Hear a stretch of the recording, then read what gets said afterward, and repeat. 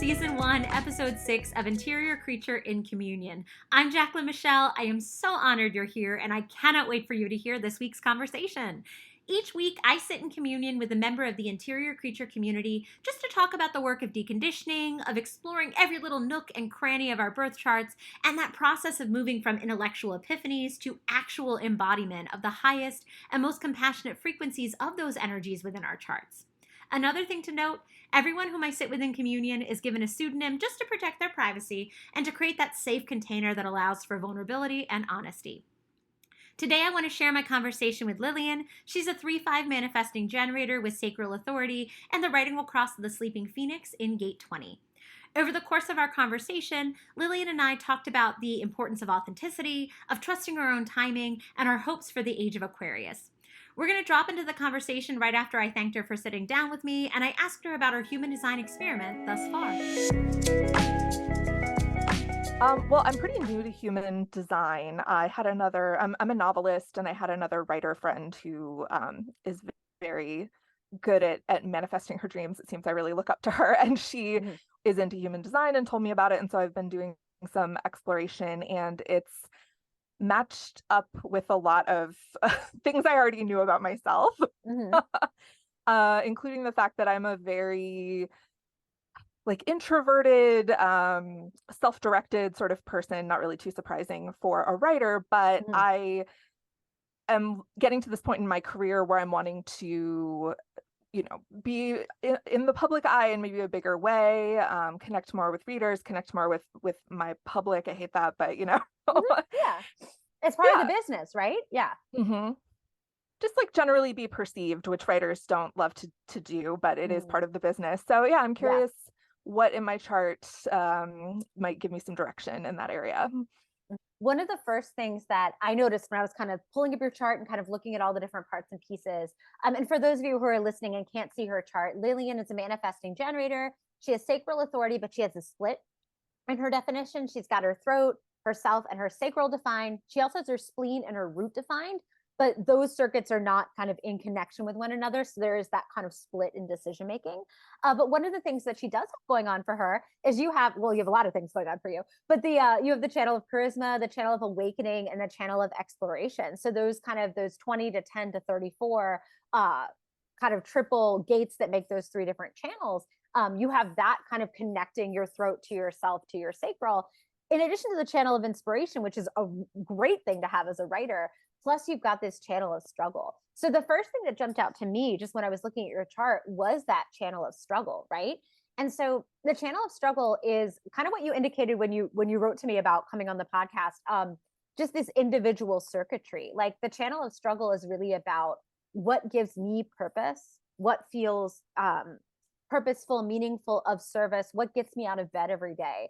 And for you in your chart, that your unconscious Pluto is sitting in that placement.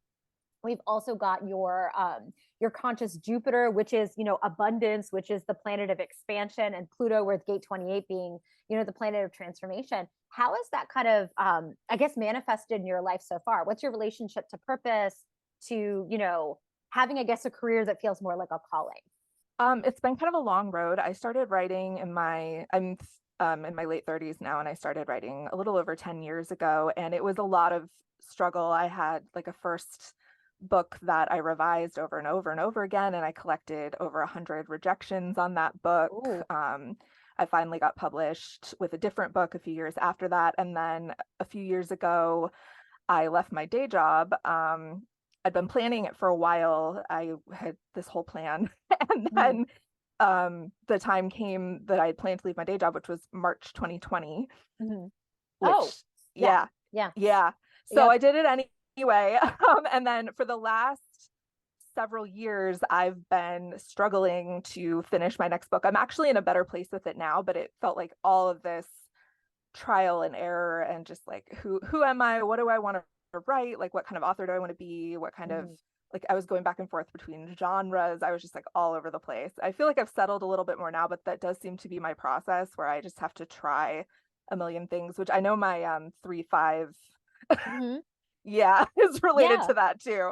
Oh, 1,000%. I'm a 1-3, so you and I have that third line in common. We have to literally try the thing on to see if it fits us. Yeah. And it's interesting because that's actually the most dominant gate in or line rather in your chart. So even though you're a 3-5, you've got 8 gates on the third line, 5 gates on a fifth line, but you also have 7 gates on a first line. You have a tremendous amount of first line energy as well. And we'll put a pin in that. We'll come back to that. But Okay.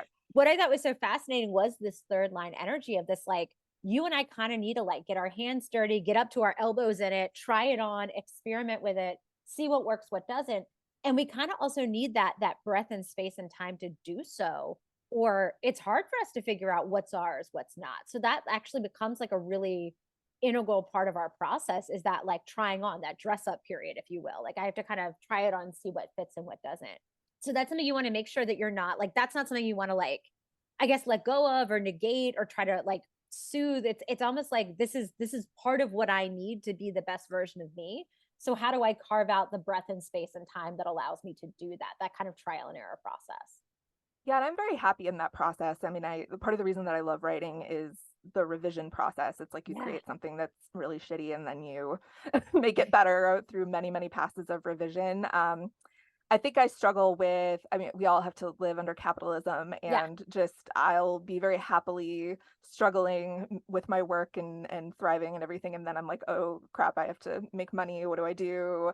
Because it takes a long time and you can't really control how long something's going to take. And then I get very anxious and I try to initiate things instead of responding, and it Mm. leads me down dark paths. And it's hard too because I think what's interesting is Jupiter, so the planet of abundance and expansion, and kind of again financial abundance as well, is sitting in gate 38, which is part of that channel of struggle, which is why I was kind of directing us to start there. um, One of the things that's supposed to actually bring you that kind of financial abundance is staying in your purpose. So I think like the work that you it sounds like you've done to try to figure out what is my voice, what kind of author do I want to be, what feels purposeful, meaningful, of service, like it's definitely tied to being able to kind of like share that out in the world. And I love that it sits in your fifth house because the fifth house is what are we birthing?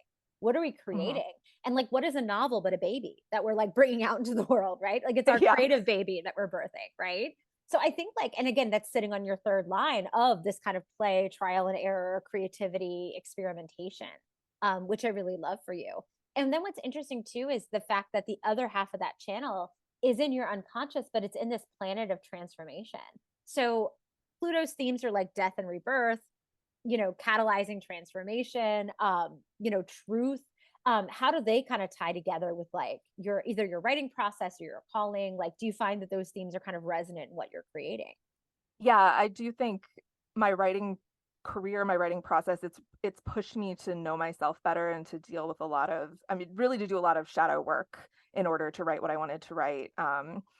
For a while, I abandoned this project. I may go back to it, but one of the Hmm. ones that I was struggling with during the pandemic was about a character who had chronic pain, which is something that I have dealt with for several decades now, and it really forced me to look a lot of things in the eye and be honest with myself in a way that I think if I just had like an office job that I went to every day and it wasn't my passion, it wasn't my calling, I wouldn't have to deal with those things. And I like that about this career. I like that it kind of doesn't let me bullshit myself forever. I have to deal with Hmm. these things.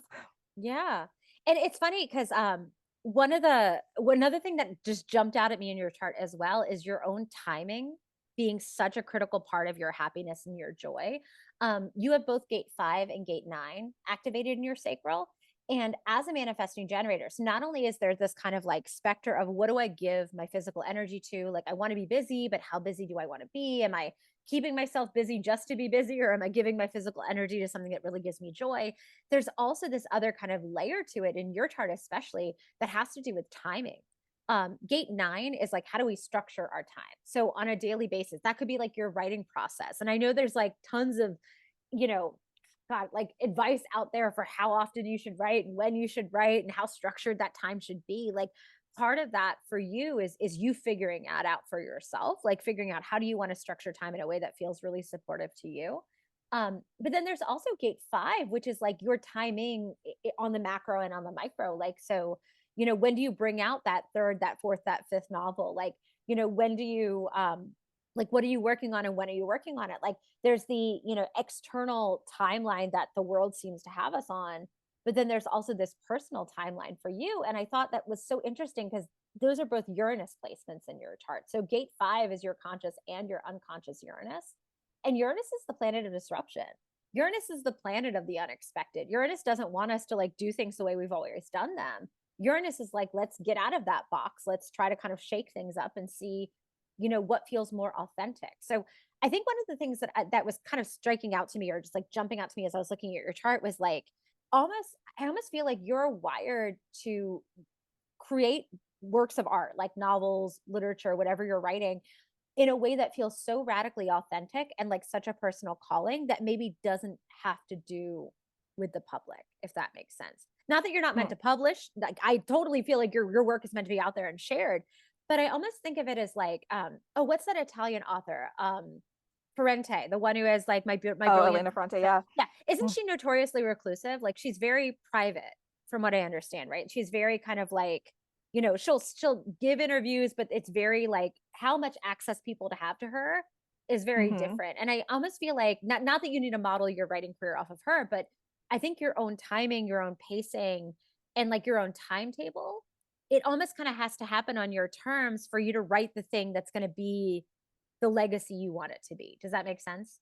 It absolutely does. Yeah. And I've found over the years that whenever I try to set myself deadlines, like, oh, I need to finish this by the end of the year or by a certain anniversary of something or whatever it is, like it slows me down. It's like setting Mhm. the deadline just disrupts my process. Where if I let myself get up every day and just kind of naturally gravitate towards working on what I want to work on, the work gets done faster. But I really struggle with that, especially I'm a Virgo rising, Yep. like I want to make a schedule, Yeah. but it just doesn't seem to work for me as well as I Mhm. would like it to.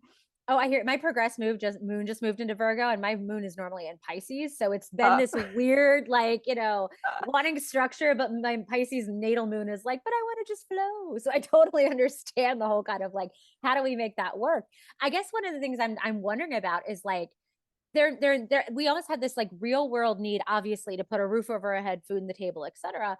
But then there's also this creative like thing we need a birth that has its own timeline, has its own kind of way of working. And it's almost like, how do we balance the two so both needs are getting met? Is kind of, I think, one of the things you're here to kind of like carve out for yourself and figure out for yourself. Especially because most of your arrows are facing right in your chart. The variables, the arrows that are next to the head, I know a lot of people call them the arrows. They're technically called the variables, but they all have to do with like cognition and how we digest things and the environment we're meant to be in. They're really kind of like each one has its own purpose.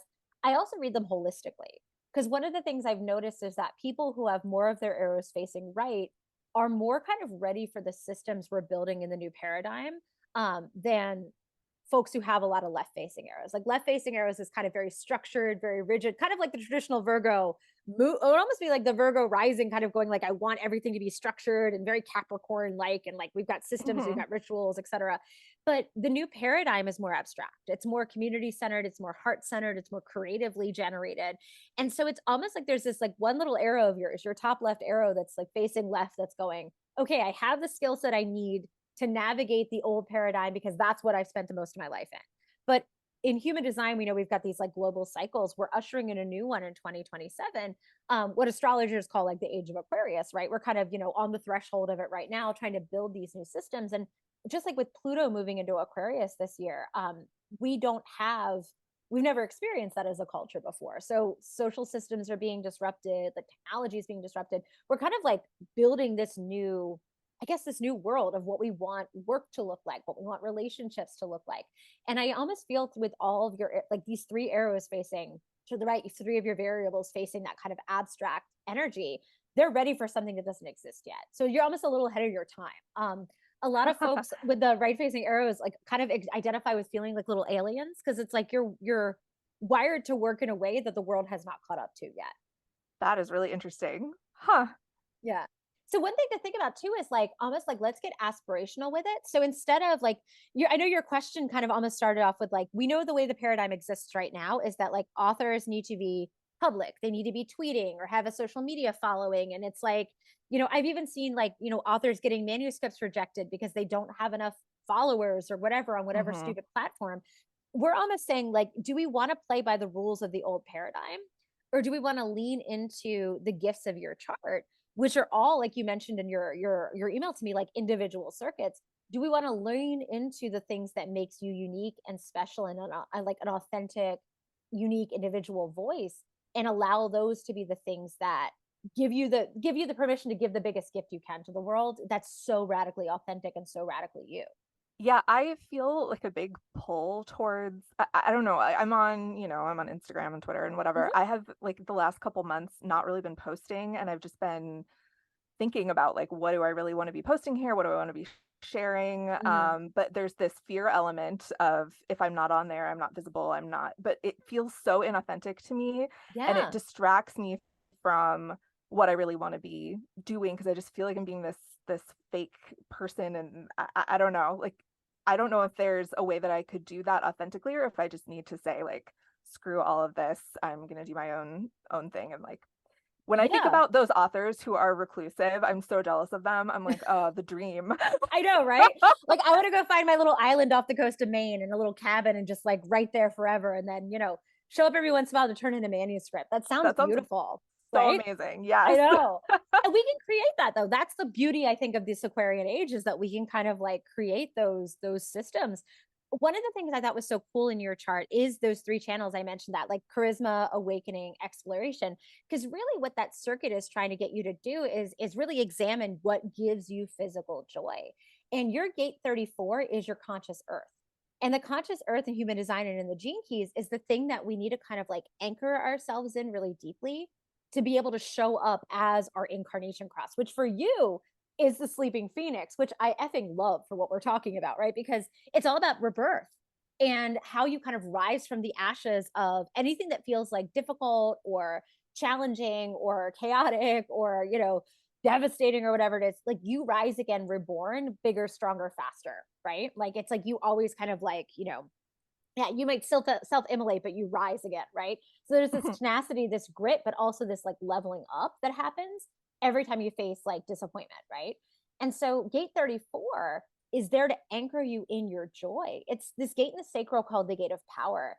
And it's really about like, what are my yeses? What are those things that like get me up each day that make me want to go like, fuck yes, I want to give my energy to this thing. Yes, this gets me really lit up. I'm so excited to research this thing, or I can't wait to write this chapter, or whatever it is, because it feels so authentically exciting and generative to you. And like once that's there, it becomes an act of self-love to give that to yourself. That's gate 10. Gate 10 is like, I know it's got a longer name than this, but I always think of it as my shorthand for it's the self-love gate, because whatever it touches, it becomes an act of self-love to give that to yourself. It's also connected this joy, this powerful joy you have, to your throat, the gate of the now. And the gate of the now is like, I don't want to betray my integrity, because it's also connected to your self-love, but B, it doesn't want to betray the thing that gives you that tremendous amount of joy. So I almost feel like the universe gave you all this individual circuitry to keep you authentic, to keep you from doing what everybody else is doing. Because social media, I mean, the algorithm is really set up for us to like mirror each other. And you have so much individual energy. You're not here to be a mirror for anybody, like you're, or to mirror anybody back. You're maybe the thing we mirror because we're so inspired by you, but everything is so defined. Like you're here to really figure out what is my fuck yes. How do I share it authentically in my own voice, in my own kind of creative way, in a way that feels authentic to me? Like I feel like your readers can probably sense when you're not sharing authentically. Yeah, I think so. I mean, I'm sure like the energy that I bring to social media is not, Yeah. it's just like, well, I guess I have to do this, or this is giving me a lot to think about because it's sort of confirming, like I've had these urges towards like I don't want to do things like everybody else is doing. I don't want to be on Mhm. TikTok or whatever. But then I'm like, oh, are you just afraid of being perceived and being seen and you're trying to hide? And I don't think so. Like I know who I Mhm. am, and I've always been very contrary, and like as a Mhm. kid and everything, I would just kind Yeah. of do what I wanted. And like if I don't really give in to peer pressure very easily. I mean, that's your defined self. That's your gate 5 in Uranus. You're like, it's got to be my timing. It's got to be kind of and it might not be what everybody else is doing. Are you a small business owner or a spiritual practitioner working in the wellness space? Do you want to get your offerings in the ear holes of the amazing members of the Interior Creature community? If so, you are in luck because I'm looking for sponsors for upcoming episodes. Drop me an email at interiorcreature@gmail.com, and Interior Creature is all one word, and let's chat and see if you're a good fit. Now, back to the pod. I also think what's interesting is like the other thing that's in this big circuit of yours, like we don't want to get like overlook like the fact you've got the channel of inspiration, which is so powerful. Like Andy Warhol has this in his chart, Bjork has this in her chart. It's your creative spark getting an exhale out into the physical world. So it's like Mars in gate 1 is like, if I have to be effing lit up, passionate, fiery about whatever it is I'm creating and birthing, you know, and it's your third house too, which again is a lot of like creative energy in there as well, and a lot of like social energy, right? It's got to be something that you feel passionate about before it's able to kind of come out in community. And then gate 8 is like, where do I aim that creative contribution? Like, where do I want to put it in the world?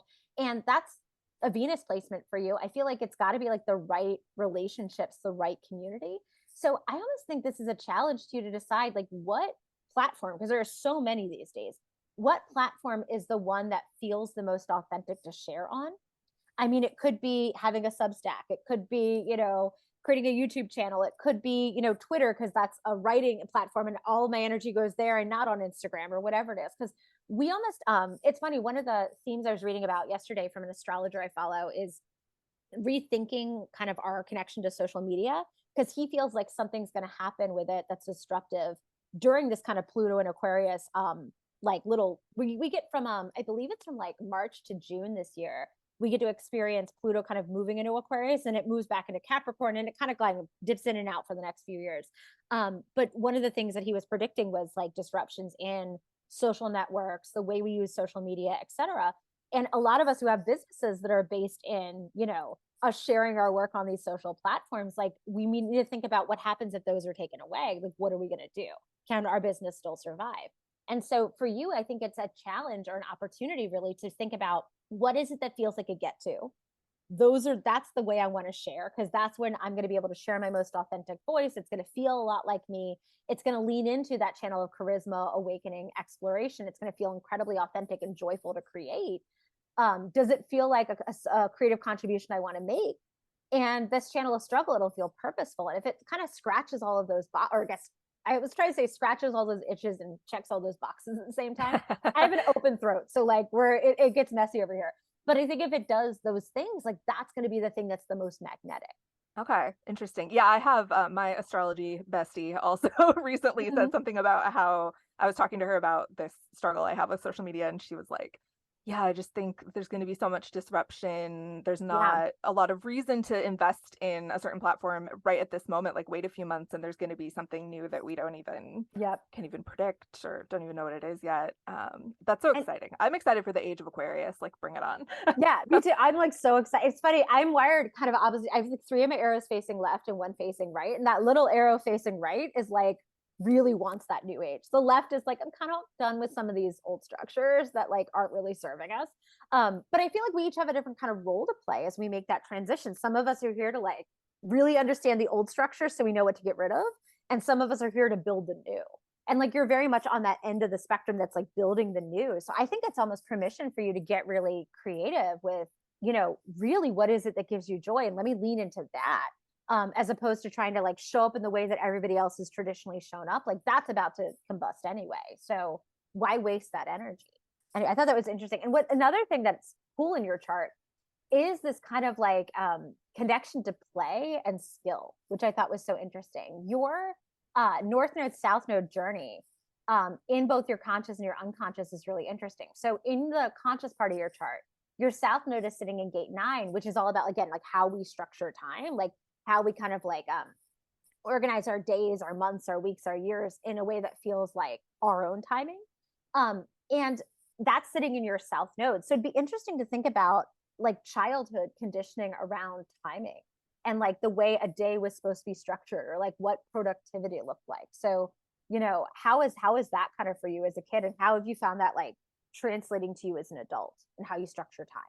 Yeah, there's a lot there. I'm pretty sure. I have my father was a very religious Capricorn who had a lot of Mm. ideas about productivity. So Oh Lord. Okay. Yeah.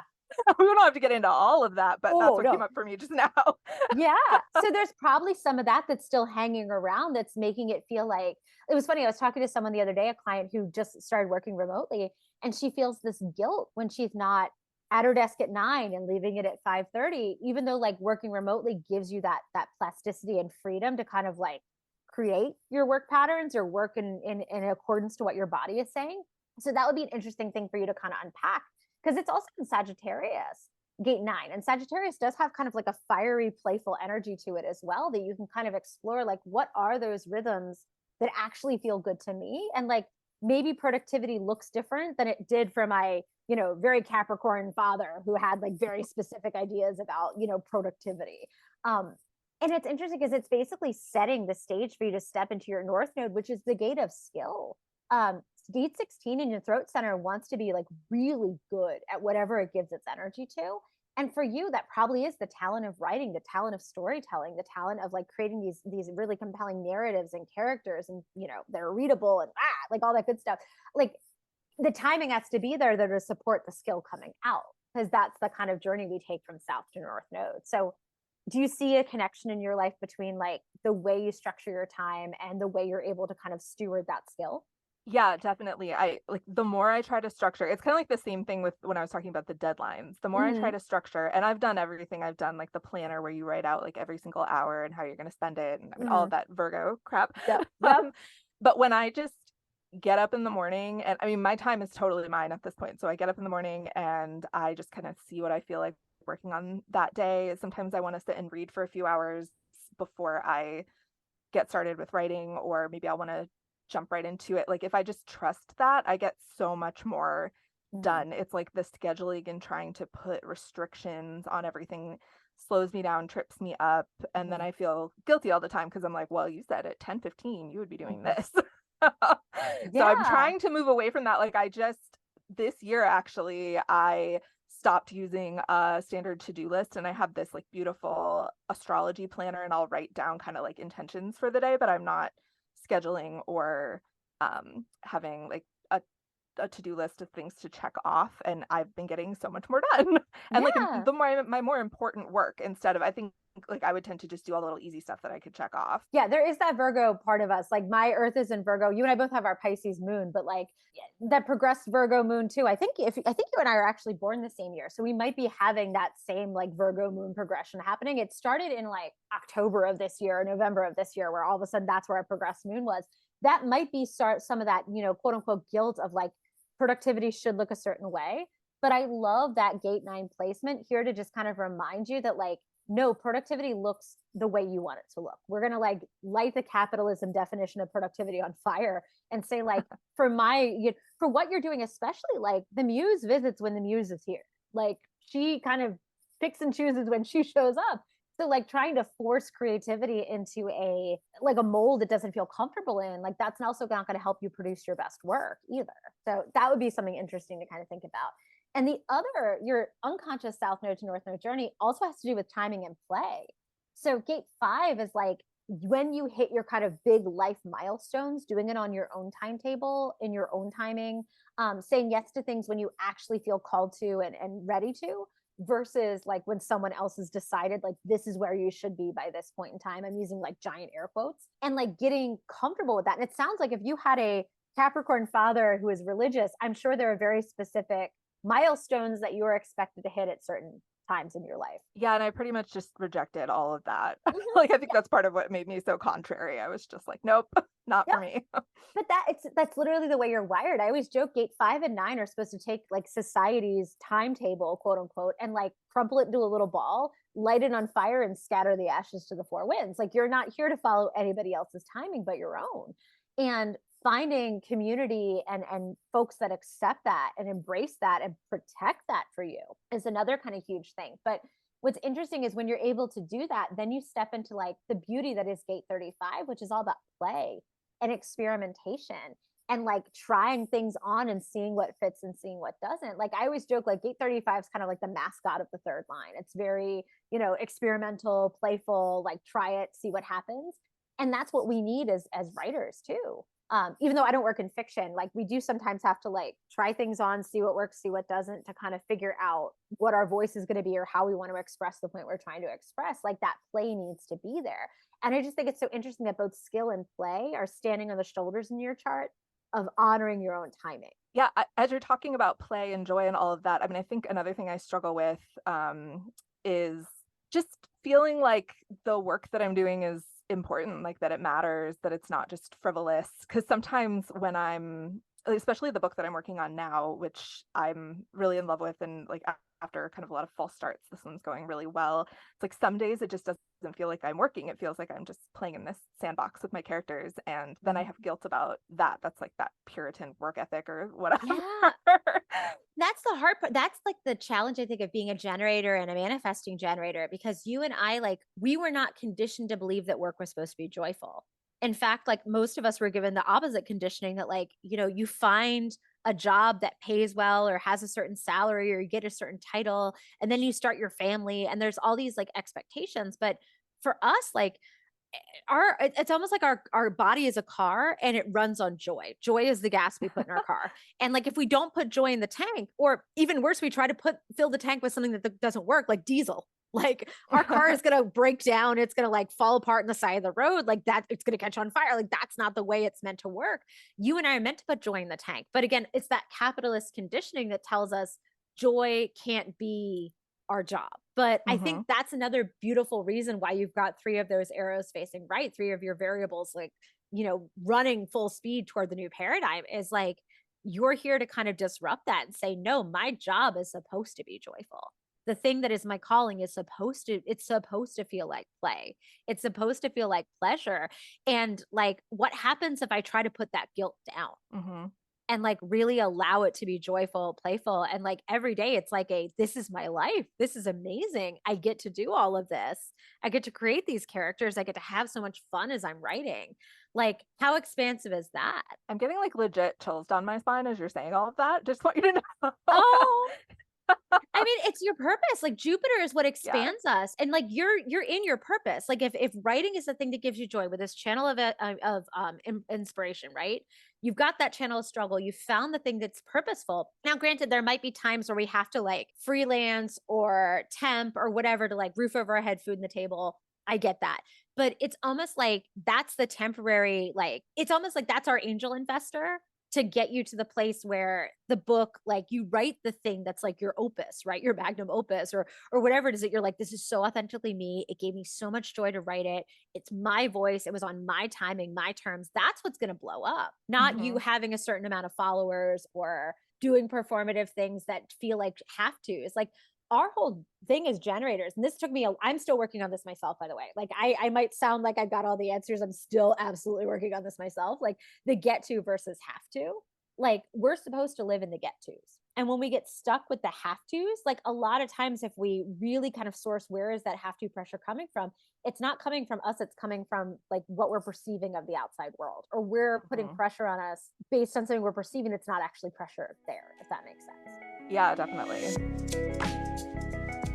Yeah, I think you have the perfect setup. Like I almost felt like as I was looking at your chart earlier that your individual circuitry is trying to protect you from almost being consumed by other people's expectations, perspectives, voices. Like to be authentically your own, it's almost like we need to kind of like allow you to kind of do your own process in your own timing, in your own way. And that's what's going to create the beautiful thing, not you trying to kind of, because there are some authors who do that. They're like, what's hot right now? Oh, I'll write that. It doesn't sound like that. You're like, it needs to be authentic. It needs to be anchored. It needs to be purposeful. Like that's staying in your, like almost like celebrating the way you're wired and not trying to, almost like hack it to get things that you're not wired to have. Like that, it's almost like we need to hire someone who's going to do the social media for you. We need to like find someone at your publisher that can like, I don't know, do the TikTok dance about your book or whatever it is. Like maybe that's not you. Yeah. Yeah. I mean, I tried with some of these projects that fell apart during the last couple years to write more to like what's trendy or what I felt like readers expected from me after my first couple books, and that did not work. I was Yeah. miserable and I couldn't produce anything. And now I'm writing this book that's like honestly pretty weird. I And we'll love see what weird. happens when it's time to publish it. But it's like there's so much joy and love going into it. I think it'll resonate with people. And that it's so funny. So like your criteria in your chart, even though you're split, like there's almost like 4 questions you have to ask yourself, or 5 actually, because you're a writer, to kind of make sure it's like on the right page. And this is what your body is kind of giving you the information, like the intel, like the body is reacting to this information so you can respond, right? Is it my voice? Like, does it feel authentically me through that closed self? Is it a get to or a have to through that sacral? Does it feel safe? Or even productive and purposeful, because the spleen is like not just like keeping us alive, it's keeping us like in our livelihood, in the thing that like feels the most productive and purposeful. And does it feel like the right time? Like that's the other thing. You and I with our closed root center, like our body is going to focus when it's ready to, and not a second before. And we can't Mhm. force it. If we try to force it, it doesn't work, right? And so figuring out a way to kind of work with that energy and like be available when the muse comes to visit and touches you and is like, perfect, here's the idea, and you're like, I want to go play with my characters in the sandbox. Like you got to be ready to do that. So yeah, so what does that end up looking like? It's almost like the body will tell you, and if we honor what the body is telling us and then respond, that's all our strategy means. It has nothing to do with anybody else initiating us or waiting for anything external. It's just external things are constantly coming to us. We just need to make sure we're anchoring how we respond in the body and the body's Mhm. wisdom and the body's intuition. And it sounds like, and again, you're not alone. This is everybody's challenge in human design, is the conditioning, the outer influence, and like your open heart, your open solar plexus, your open head, your open mind. You're hearing all of the conditioned messages from the rest of the world about what an author should look like, quote unquote, or, how a workday should look, quote unquote. And we want to like almost like try to turn the volume down on that and turn the volume back up on what your body knows to be true. Yeah, but that's what we're all, that's everybody's challenge in human design, is what, but it's just the wiring is a little different for everyone. Wow, I'm just like, my head is spinning of all this. This is so much great information. Thank you. No, of course. Oh my gosh. Like this is my special happy nerdy place, is putting together puzzles like this. I love it when people are like, here's the thing I'm wrestling with. Here's what I need to do. The other thing I think is so cool in your chart, like last little thing I'll kind of leave you with, is this like cross of the sleeping phoenix. I think you can use this as a permission slip to change genre, to change how you're writing, to change like who your audience even is, to change publishers maybe. Cross the sleeping phoenix again is these death and rebirth cycles, and you're supposed to go through changes, right? And I think society fetishizes consistency in a way that isn't realistic. Like we're always in a process of growth and evolution. And I think you're really aware of it too with your closed self. Like you can tell when your ethics, your morals, your values, your identity, how you describe yourself, how it shifts and changes. You can tell with your sacral, like what gives you joy, what doesn't, and how that's changing. Like you're allowed to go through rebirths, right? You're allowed to Mhm. rise from those ashes better, stronger, faster, all that good stuff. And I think like, so 34 and 20 are trying to keep you in your joy and keep you present in your body. But your unconscious 2 gates are also super important. Gate 55 is your unconscious sun. It's called the gate of spirit. And it's all about like, what are you lit on fire about? Like, what are you super passionate about? What do you want to illuminate? And the gene keys, they call your unconscious sun your inner radiance. Like, what's that light that you want to shine out in the world that you're like so emotionally invested in? And even though your authority isn't emotional, you still have this aspect of your energy that wants to care deeply for your characters, for the situation that they're in, the stories that you're telling, the audience you're creating for. That needs to be there. And these deep relationships that you're building, either whether it's professional, personal, or the characters you're creating in your work. You also have gate 59, which is, it's called the gate of sexuality, but it's about building deep intimate connections. And so I think like a lot of this is basically it's here to protect you and give you, yeah, just the like ability to say, I'm going to go off kind of in my writer bubble, my metaphorical like house in Maine on an island, and like write the thing I want to write, in a way that feels like deeply connected, deeply intimate. I'm building these long-term relationships with a character, you as the, omniscient narrator creating that, right? Like the hand of God writing the story of these characters. I'm deeply emotionally invested in what I'm creating and building. And then it's like joyful and it's my truth. Like all four of those kind of need to be present for you to be able to kind of create what you're meant to create. So anything that kind of stands in the way of those four things, we need to figure out how to solve for that, how to eliminate it, delegate it, outsource it, so that you have like the conditions you need to create what you're meant to create. Yeah. And the Phoenix thing is so interesting because I actually, at the start of this like several year process of trying to figure out what I want to be writing, I did leave my publisher. They offered me a deal for another book, but it just didn't feel right. It wasn't it just didn't feel right. My sacral said no, I guess. I mean, I didn't know what Yeah. that was at the time. So I turned it down, and I am kind of shifting genres a little bit, and I'll almost certainly be working with a different publisher once this book is done. And so I kind of did do that without even totally understanding Yeah. what I was doing. And it's funny because it's not a failure. I think one of the things, I have a really good friend who's this cross of the sleeping phoenix, and one of the mindsets that she had to kind of shift was every time she steps into one of these death and rebirth cycles, it's not a failure. It's not it's a chapter you chose to close because it needed to close for the new thing to happen. And Mhm. so it's like now I can stand on the shoulders of like, I have X number of books that I published with a publisher before. Like I've had a publisher. I've had these novels that are successful. Like I cannot wait to stand on the shoulders of that, but now rebirth. It's like the 2.0 or the 3.0 or the 4.0. Like, Apple doesn't apologize every time they update our software. They're just like, look at this new thing we're doing, right? And so it's almost like you got to bring a little bit of Apple energy to this, going like, look at this new thing I'm creating. Like it's even better and bigger and badder because it's more authentic. And it's standing on the shoulders of all the stuff I've created before in a way that's really expansive, right? So like it's cool. You get to reinvent and rebirth yourself, which is so cool. And again, it might take some trial and error to get there too. I think the last thing I'll kind of leave you with is that fifth line wants to be of service. And I think like that's kind of the last piece of the thread. And it sounds like what you're writing about right now with the character with the chronic illness, if that's like the thing you want to continue, like that can help someone feel so seen and so understood, and like to have that mirrored back in literature, like there's so much power in that. That's solving a problem. And or quote unquote, like maybe you're not like researching the cure to whatever that thing is, but there's so many different ways to be of service. And gate 5 is very solution oriented. It wants to solve problems. It wants to like almost like show the world also what's working and what's not. Like the other kind of like interpretation of the heretic is like, I always think of Martin Luther nailing his list of church grievances to the door of the Catholic Church to be like, these are all the things you're doing wrong. Like that's also heretic energy. And like I think there's a part of that too that wants to like expose injustice or show what's not working and show us the way things could be. Like that's another thing it sounds like is already kind of infused a bit in your writing. And Yes. there's this play and this creativity. So it's like it sounds like you have all the ingredients. It's just like we got to bake the cake. Yeah. I mean, that's definitely, there are a lot of feminist themes in my writing, and Yes. like characters who are smashing the patriarchy in various ways, or just like Good. making choices that are not popular with the people around them. And I think I struggle with feeling like writing a book isn't like enough or something, but you're right, it does make people feel seen. Like I know I've read so many books that made me feel really seen and changed my life, and I mean that's why I went into this. So Yeah. I'm a massive reader as well. Like it was funny actually earlier, I have a book I'm like almost finished that I was like, when am I going to find time today to finish this novel?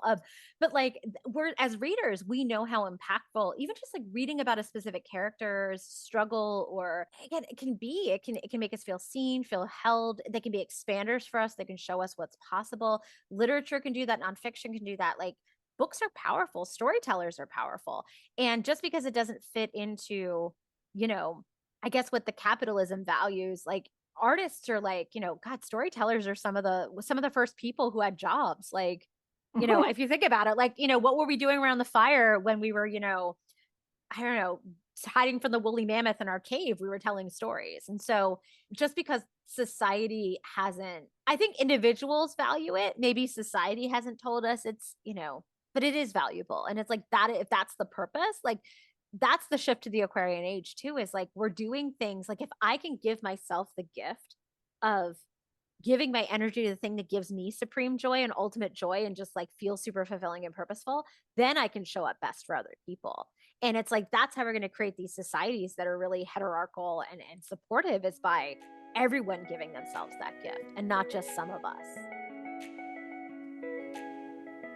That's it for this week. Thank you so much to Lillian for sitting in communion with me and for your honesty and vulnerability. It was such a pleasure. If you would like to connect with me, I would love to tell you about you and what your birth chart has to say about your journey this lifetime. So head on over to interiorcreature.com, where you can find the information about birth chart readings via the book a reading link on my menu bar. And if you want to go deeper and really peel back the layers of your relationship to all of your placements in your chart and do some deep and supportive deconditioning work around these energies, you are cordially invited to join me in the Karmic Studies Elevator community. You can learn about that by clicking on the Karmic Studies Elevator link on that same menu bar. Until next time.